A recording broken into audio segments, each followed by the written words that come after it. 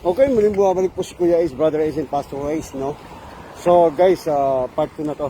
We'll continue. So galing tayo sa Gundam Saguri, sa may Gundam Saguri New York. At pinuntahan ko lang yung Daiso. Kasi doon ako bumili, no? Hanggang doon na lang, 200 plus. Pero sa biyaya ng Panginoon, ay nakabili man ako ng label ng sticker. Kasi nga, naubusan tayo ng sticker ng original. Buti lang nakatabi ako ng mga isang pad paper na sticker na pinag-isa-isa ko. Kaya, yun. So, ito. Hinto muna tayo. Diyan na sa lugar namin. So, ayan po. At, nakakamiss din eh. No, at ito, wala namang ulan. So, ang gagawin ko ngayon ay to be continue. Paglagay ng perfume sticker. So, bagmat marami pang perfume, pero ay wala na pong bote. Sticker na ang gagawin ko, no? Ang sticker ko na pangalan na Ace Perfume Collection. At yun po ang ate po, at least itong lugar ng Gundam Saguri, Incheon. Actually, pag dinerecho mo yan, papuntang Kimpo yan. No? Kimpo. Doon sa Kimpo, pinuntahan ko rin isang doon, Daiso. Marami akong binili doon. No, naubos din. Pero, at least, ay naka 200 plus nga yan sa biyaya ng Panginoon.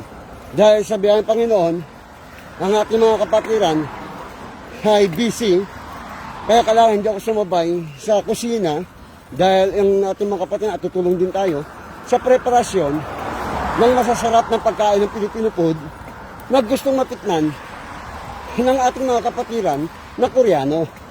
Kasi yearly o once a year, tayo po ay nagjo-join fellowship ng pinaka-main church o mother church ng Sojung International Ministry. Eto, hinihinga na naman ako pataas. No? Ang ganyan persado. Buti na lang okay itong bike. No? Matagal na rin ito sa atin. Almost 2 years sinat na rin po itong bike na to. At maayos, maganda. No? So, kung to be continue po, eto, ay praise God. Papaba na. Tanggal ang hingal na. So, yan ang kinaganda na ng isang ang isang OFW na missionary pastor. Wala mang alba. Pag sinabing alba po mga kababayan, part-time job. Ang mga pastor dito mostly dapat may part-time job. Kasi kung mga kapatiran mostly ay busy sa company. Yagan-tsugan, pang-araw. Kaya, ayan, ito mabilis na, pababa na tayo guys. Ayan. No? Hindi na ako pumapadyak. So, ganito din. So, katulad natin nagpa-job, walang alpha, buti na lang meron tayong skill sa biyaya ng Panginoon. No?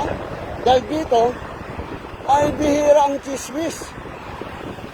At napansin ko, puro peanut, Nutella. No? At bihira ang chismis dito. At talagang hirap hanapin sa mga Filipino store. Dito na po tayo. Malapit na po tayo. Ito, Daiso na rin to. Guys, oh. Ubus ko na rin yung bote dyan, guys. No, Pinakyaw. No, para ako si Manny Pacquiao. No? So, sa madaling po salita, ginawa po natin, dahil ako mahilig sa palaman talaga sa peanut, ang peanut is good. So, nag-discover ko, gumawa na ako ng peanut kasi ang mas ng iba, ginagamit ang peanut, condensed. Ang iba naman ay asukal, brown. Okay yung brown. Pero na-discover ko at pinag-aralan ko, the best pa rin yung honey. Because honey is good for health, no? Kaya gumagawa na akong peanut sa sarili ko, hanggat maaari, hindi na ako bumibili. Kasi nga, ay ang desire ko ay sarili ko na mismo. So, gumagawa ko ng sarili kong palaman. Pagkatapos, yung chismis, bumibili ako 7,000, 8,000. Pag medyo napapunta pa sa Herodong, no, 9,000. Pag malaki, 10,000. Tapos, matagal uling wala. Dahil sa Pilipinas, naisip ko, no? So, almost 2 to 3 months po, guys. Puro palpak, puro wow mali. Ang gawa ko na chismis. Hindi yung nagtutubig, hindi yung bubuo, madaling mapanis, hindi tumatagal. So, may bumili pero walang humihinto na. Unti-unti natutunan ko, nasasarapan ako, pero malabnaw. So, napahinto. Tapos, sabi, pinaalala sa akin, sabi ko, wala akong trabaho, and then December, gusto kong palaman. Sinubukan ko. So, sabihan ng Panginoon, sabi, study, kaya importante yung study and think, no? And then, put into practice, no? Ginawa ko, study. Umabot ng 2 months ulit. So, mga 5 months. Tapos, 3 months ako huminto. 5 months? Aba, sinubukan kong okay ah. Tapos, hindi malabnaw. Hindi malabsa. Tapos, talagang Jesus style. Pinatikin ko sa mga member.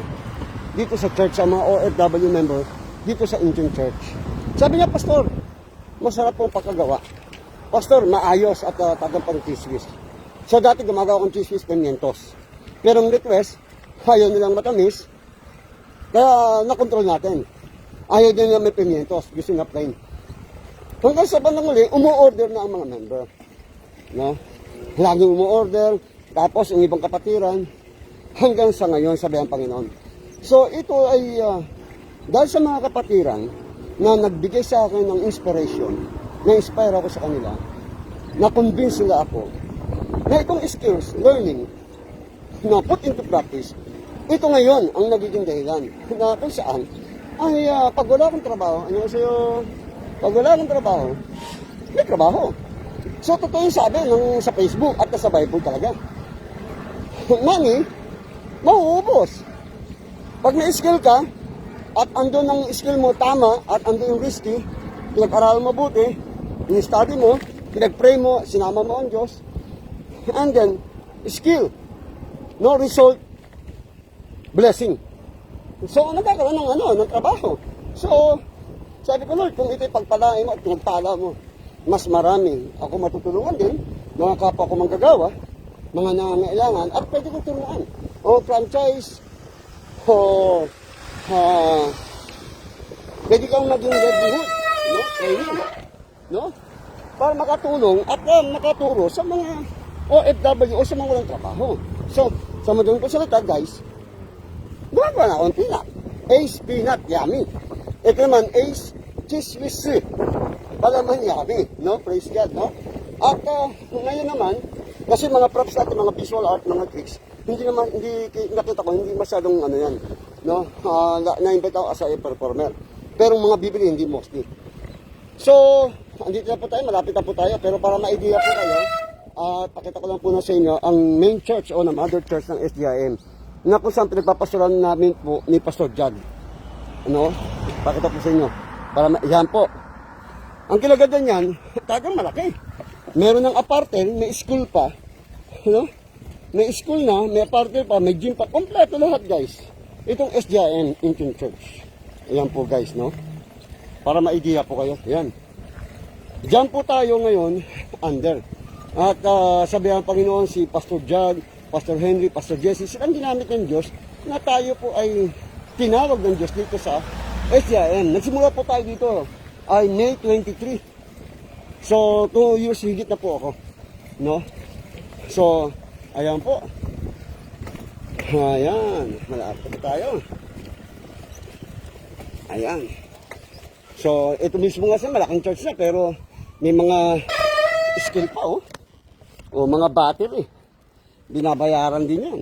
Church yan, no? May malaking church yan. Pero, nag-iisip pa rin for additional income para makasupport sa gawain at manggagawa. At sa mga nangailangan, dapat yan ang prinsipyo. Nang karamihan dapat ng churches. Pero, hindi ko man sasabing gayahin. Pero at least, may pattern, no? Yun ganyan guys, no? Kung bakit ang puso po ni Kuya Ace, Brother Ace, Pastor Ace, na dapat ang mga OFW dito, mostly, hindi manggayahin ng gumawa ng palaman, hindi manggayahin ng gumawa ng pabango, pero kung kaya, bakit hindi? Pero, hanggat maaari, sinishare po natin. Mga barista, mga iba't dapat gagawin, no? Hanggat maaari. No, inaalam po natin pati yung pagiging photographer, no? I-share po natin. Bakit? Kasi, kaya inaalam po natin mga kapatiran, mga OFW, ano ba yung mga skill nila, abilidad nila, na pwedeng i-share, no? Yung guys, ang daming mga, kunin ko muna itong ating ano. So, every Saturday and Sunday, and Wednesday, marami po ang parking, mga naka-parking na sasakyan. Talagang sabi ko, ganda nito, no? Kung sa Pilipinas, tingnan po natin, ha? Ayan, no? Mga naka-parking na sasakyan. Ang iba dito, mga sadyang nim, no? Kung dahil pag uwi mo sa Pilipinas, tabi ko muna to, no? At pinagpala ka ng Panginoon, no? Lahat tayo pinagpala na, no?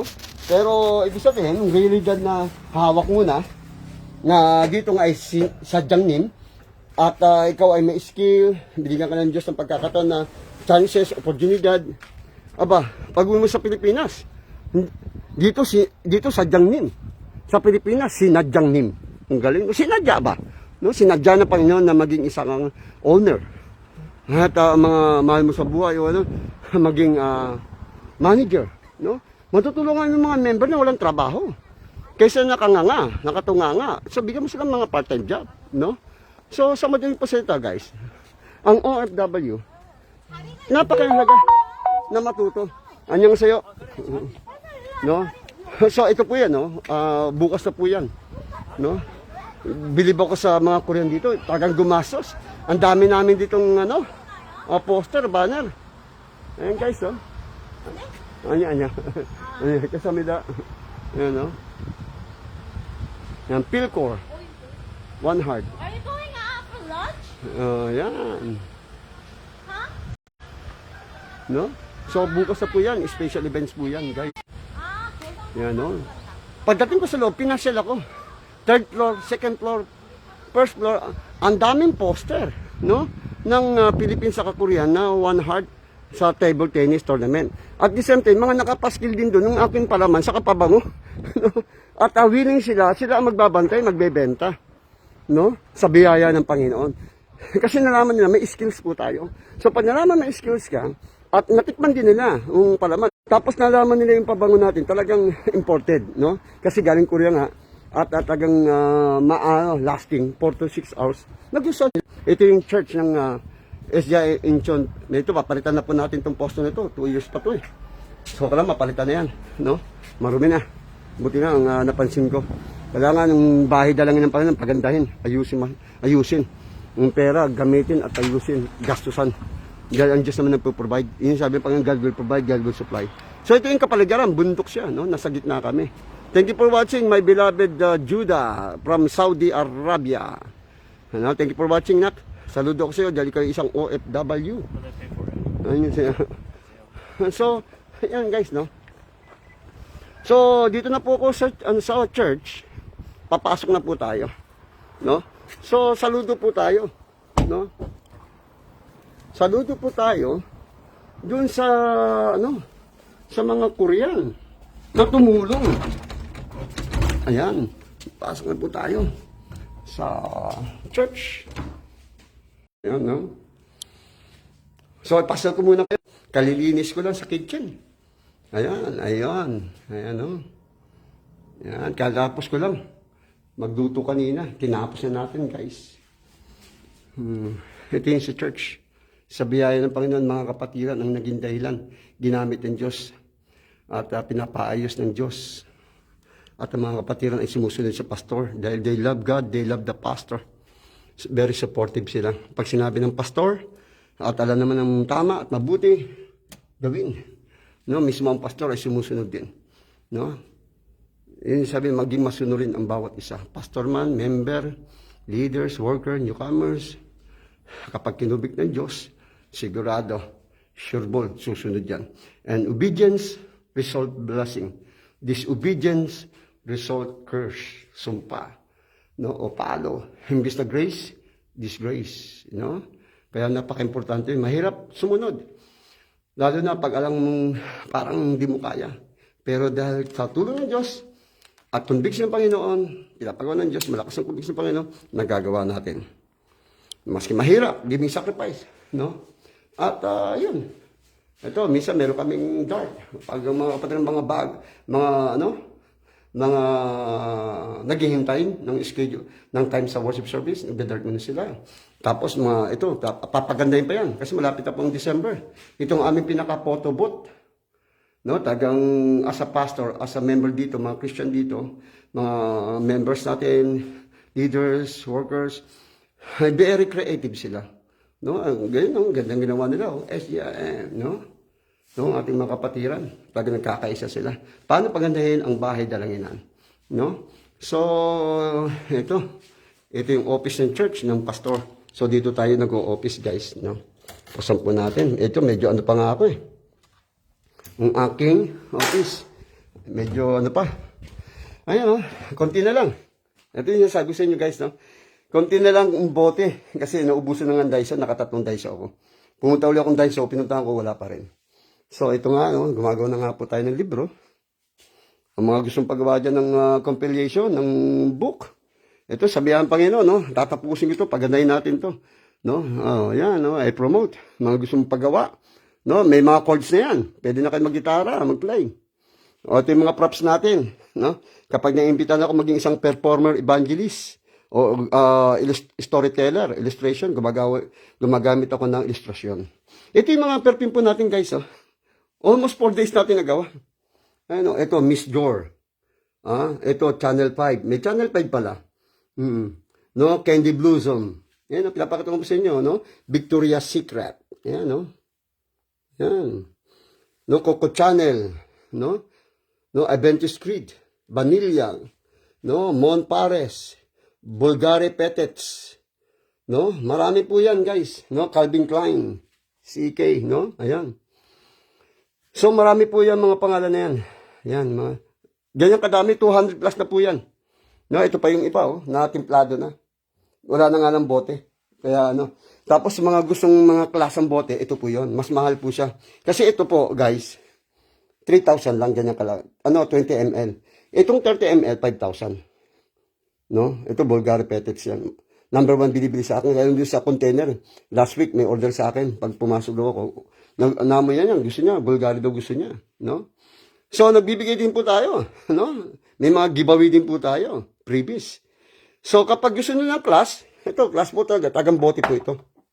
No? 7,000 po benta po natin. Pero sa Olive Young, 29, 30, 50. Ito po, ito, Tom Ford cord. Tom Ford type wood. Meron ding orchids, no? Benta po natin to, no? 10,000. Wag naman, no? Siguro mga 8,000 na.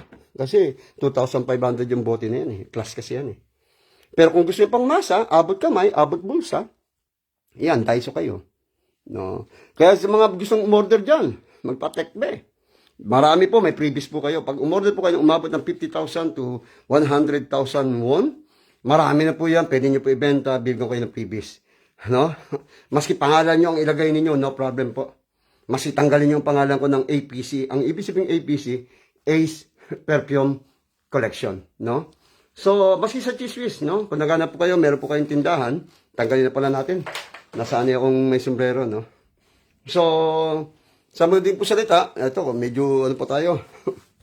Ayan, no? Sabihan pa rin, ito, tapos natin magbasa, pray, study. Mamaya, study naman. Ayan, ang ating table. Ayan, pag nagbe-broadcast po tayo, baka January na po tayo magla-live ng naka-broadcast.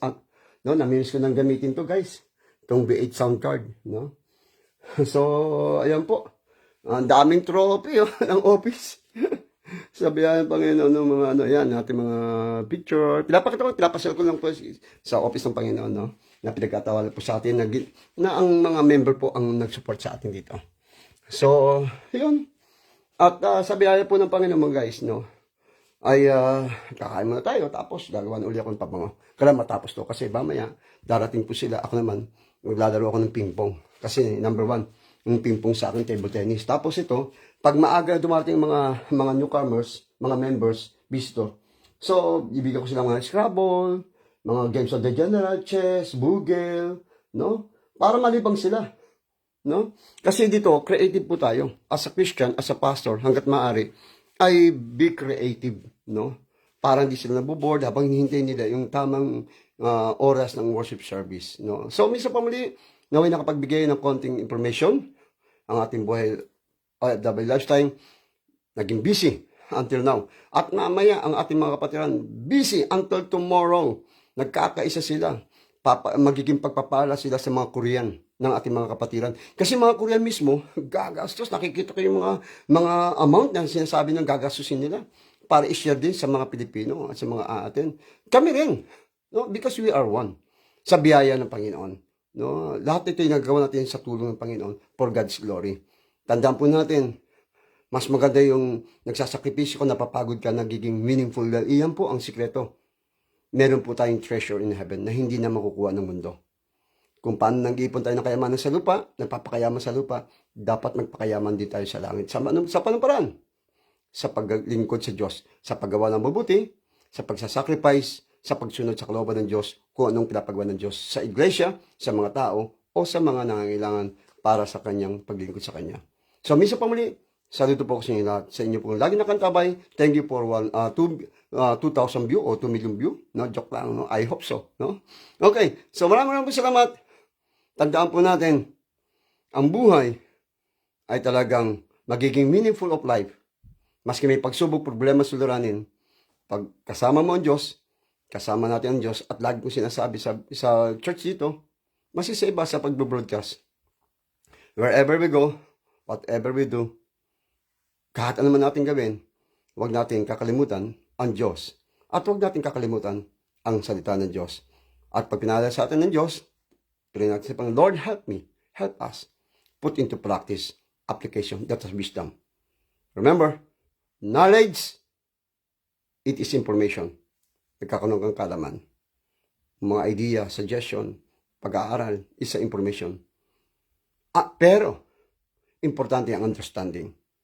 Pag-intindi mo, pinapaunawa sa ng Diyos. Kapag meron ng understanding, at alam mo na ang Diyos nangusap, at alam mo, nakita mo yung kahalagaan ng pagiging isang buhay, ang tawag niyan ay wisdom. Ang wisdom po, ang tawag niyan ay application.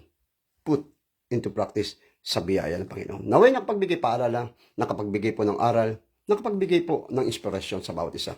Tandaan po natin, saludo ako sa inyo. Saludo ang Diyos sa atin dahil sa ginagawa mo para sa kanyang kapurihan.